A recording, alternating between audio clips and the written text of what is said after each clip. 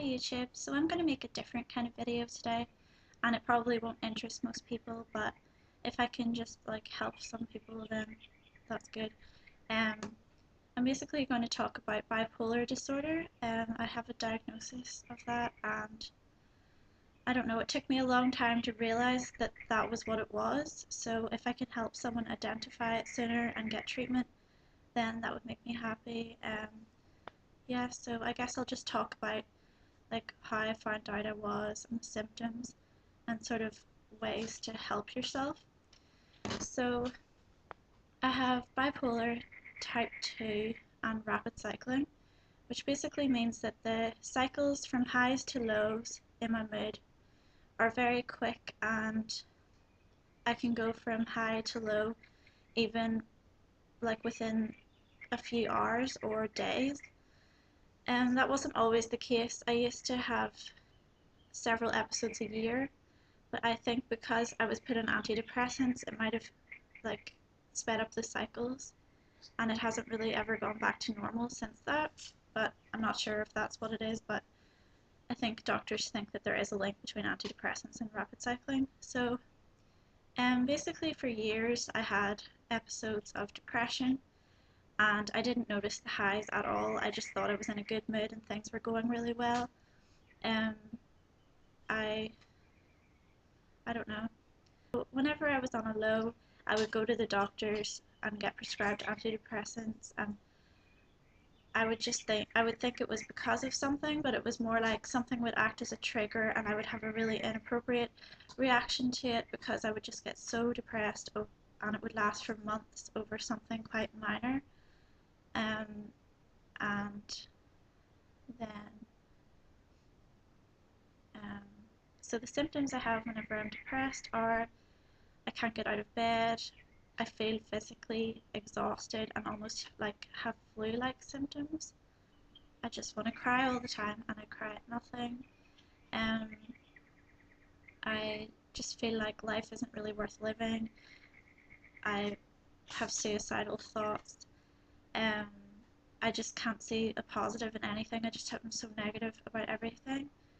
I get really paranoid, and I'm scared to go out because I think people are watching me and thinking bad things about me.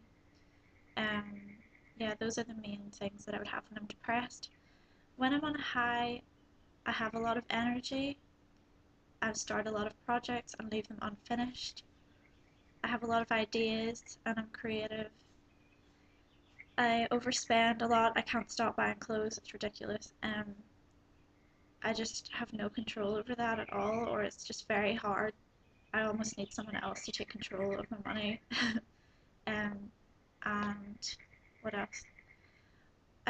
I'm really bubbly. I find everything hilarious. I'm louder, more confident. I want to go out and make friends all the time. I just get so excited and hyper about everything. And then sometimes it can go too high, which becomes frightening, and that's when it's not fun anymore.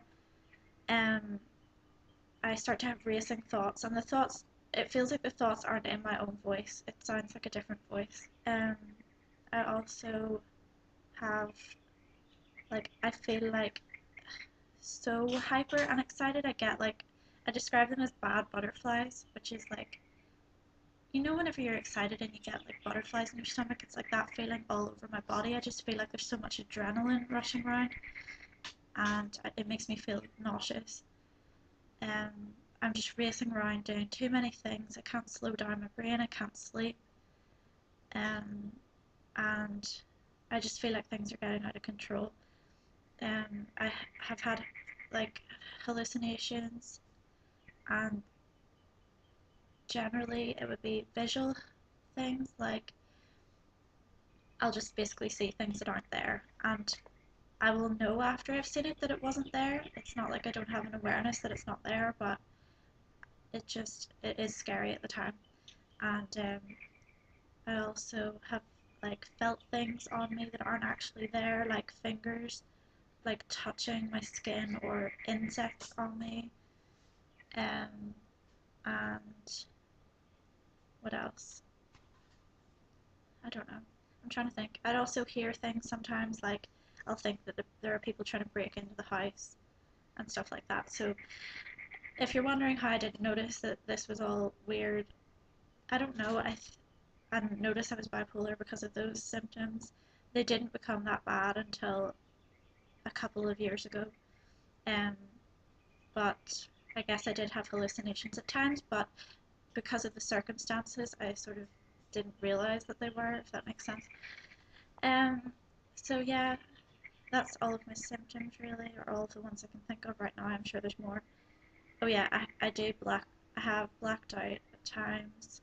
I don't know how I got home, which is really scary when I'm out, and I'd like pass out sometimes, and I do think that that is linked to being bipolar, even though it's not listed as a symptom. Um, I just think that it's because of that. And what else? Well, that's probably boring you. Like that's everything I can think of right now. So how I found out I was bipolar, I started to have just everything started to get much worse. I wasn't coping. I had to leave my job, which had happened multiple times with different jobs. Um, I just, I don't know. I think it started because I went into a massive depression. It started whenever I was physically ill. I just couldn't get out of bed for a month, and then I started to realize that that wasn't really normal. And then I was on a high, and suddenly things were getting scary. I was seeing things and believing things that weren't true. And then that was whenever I went to the GP and just told them I wasn't coping and I didn't know what was going on. And they referred me to mental health, who did an assessment, and then um, I was silly and during the assessment decided to move back to another country and didn't get to finish that, but I thought I could cope without being treated at that point, and it didn't work out, so I had to come home. And yeah, I've just been home since that, um, and things have settled down a lot. So basically, with mental health services, I now have a psychiatrist and a community health worker who comes out to the house, and I would say that the main way that I manage it is with medication, and also I basically do CBT, but without calling it that. I've read books on CBT, but which is cognitive behavioral therapy, but I think I just have my own version of it, which is basically learning how to control your thoughts and your behavior, like your reactions to things, and just kind of managing it yourself. Because I'm sure there is a combination of medication that could make you feel better, but I don't really believe that it cures it completely. Like whenever people say that bipolar disorder can be treated and you can lead a completely normal life, I don't believe that that's true. Or maybe it is for some people, but it's not for me. So the first medication I tried was Seroquel, which just didn't work for me at all. It was making me really angry, and I was actually on that for 2 years, and I've just come off it, and now I moved on to Abilify, which seems to be a lot better for me so far. Um, I just think that you do well. Some people manage to get by without medication, but I think it is a necessary part of treatment. And aside from that, you can help yourself too. I think you have to be really determined, and you have to learn to try and control your thoughts. It's not possible to do it all the time, but you can help yourself in small ways. For example, if you're on a high, I think you shouldn't go out in an environment where it's just going to make you higher. Like you shouldn't have too much stimulation. You shouldn't go out partying or go out into busy places where there are a lot of people and you're just going to get more and more and more excited. Um, or places where you can spend a lot of money. Um, you need to just do something quiet, I think, like stay at home, read, watch TV, do something that's not overly stimulating. And with depression, like I kind of just go with it now, like not accepting that I am depressed and not trying to do anything about it, but I don't push myself too hard, because I think if you push yourself too hard when you're depressed, it can just make you kind of sink because you feel under so much pressure and you just feel like you're failing at everything. And I know whenever I'm like that, I just can't really function properly. And I don't know. It's just, I think you just need to be a bit easier on yourself when you're feeling that way. And hopefully you'll come out of it sooner. Um, so yeah, I'm trying to think what else I do when I'm depressed. I think you need to find a focus, but something that's small and that's manageable. Like, find a project to do at home or something that's going to cheer you up. Like, there was one time whenever I was in a massive depression and I decided to start making jewellery, and it really helped me through it because it takes your mind off all of the negative thoughts because you're just focused on doing this one task, and it kind of switches your brain off for a while. And I find painting like that as well. I think it's important to have a lot of support, whether it's friends or family or both, and your social worker, just so that you have people around you to talk to when you're not having a good day, and who can. But the one thing I find about it is if the people aren't bipolar themselves, it's limited how much they can understand.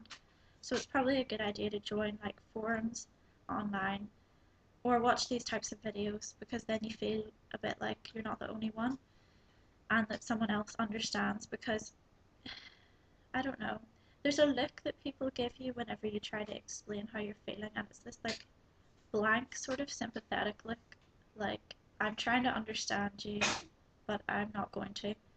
And it's like people want to be helpful and want to understand, but I don't think you can fully understand unless you have it yourself.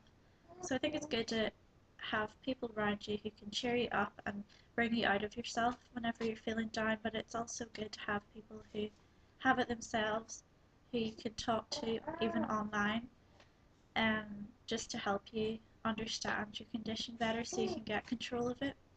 And I think it's important to read about it, and if you read around it, like, you'll learn more about it, and it will be easier to manage it if you know as much as you possibly can. I actually had a social worker before who told me, when I mentioned I'd been reading up on it, she told me to stop and that all the information they'd given me was all I needed to know. And I just thought that that sounded really silly, because why would you not want to be fully informed about your condition so that you can manage it the best way like possible? So I just ignored that advice and continued to read up on it and read about medications so that you know what you're taking. And I just think that's really important. So that's all I can really think of today. I hope this video has been helpful to some people, and yeah, thanks for watching. Bye!